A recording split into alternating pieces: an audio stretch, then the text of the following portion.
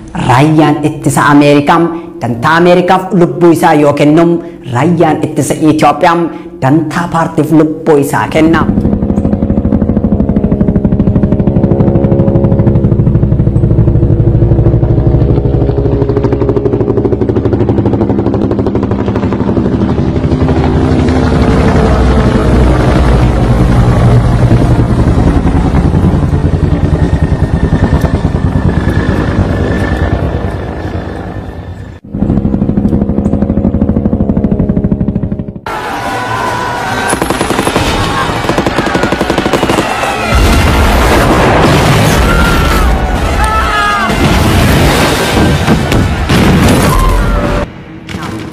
Seenaa Impaayera Itoophiyaa keessatti ijaarsi humna waraanaa mahal safarii hamma Imperiyaal Boodikaartii yookaan kubur zabanyaatti Imperiyaal Ministeera ittisa biyyaatii hamma raayyaa ittisa biyyaatiin nacci libaashii hamma qayshabbareetti milishaa hamma humna addaatti Rippaabilikaan Gaardii hamma Koomandi Poostiitti kan ijaaramaniif aangoo mootummaa teeksuufi.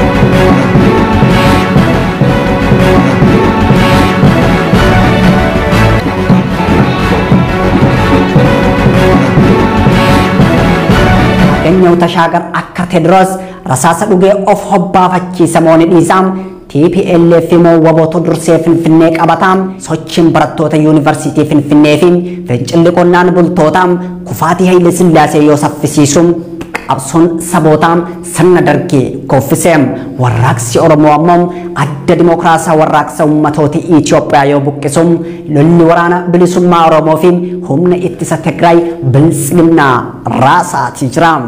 Akkamitti ummanni ilmaan isaa jibba gaafiin jedhu ammoo gaafii akkamitti ilmaan ummata fixxi kan jedhuun deebi'aam. Seenaa mootummoota Itoophiyaa keessatti sochii waraanaa waliinii fi loltummaatiin gurra jabaa kan horatan Koloneel Mangistuu Hayilamaariyaamii fi Koloneel Abiyyi Ahmad Aliiti.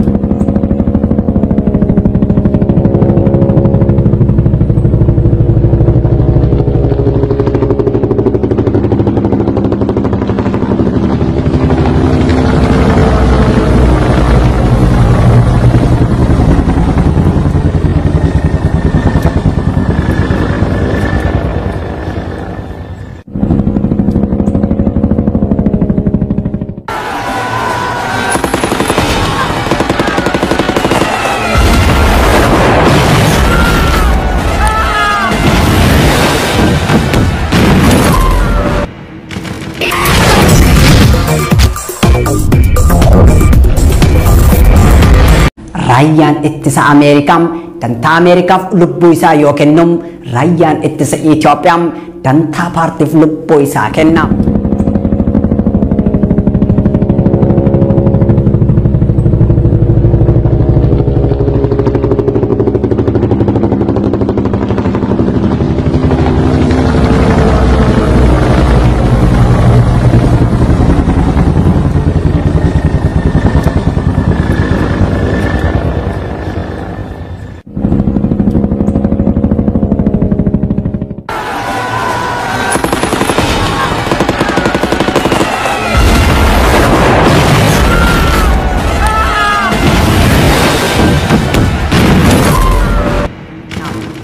Seenaa Impaayera Itoophiyaa keessatti ijaarsi humna waraanaa mahal safarii hamma Imperiyaal Boodikaartii yookaan kubur zabanyaatti Imperiyaal Ministeera ittisa biyyaatii hamma raayyaa ittisa biyyaatiin nacci libaashii hamma qayshabbareetti milishaa hamma humna addaatti Rippaabilikaan Gaardii hamma Koomandi Poostiitti kan ijaaramaniif aangoo mootummaa teeksuufi.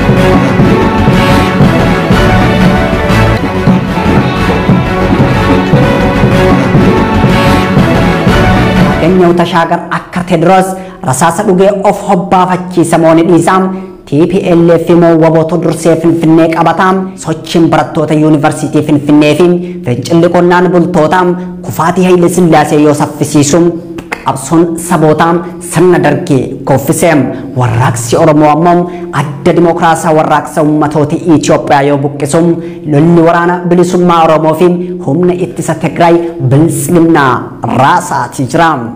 Akkamitti ummanni ilmaan isaa jibba gaafiin jedhu ammoo gaafii akkamitti ilmaan ummata fixxi kan jedhuun deebi'aam. Seenaa mootummoota Itoophiyaa keessatti sochii waraanaa waliinii fi loltummaatiin gurra jabaa kan horatan Koloneel Mangistuu Hayilamaariyaamii fi Koloneel Abiyyi Ahmad Aliiti.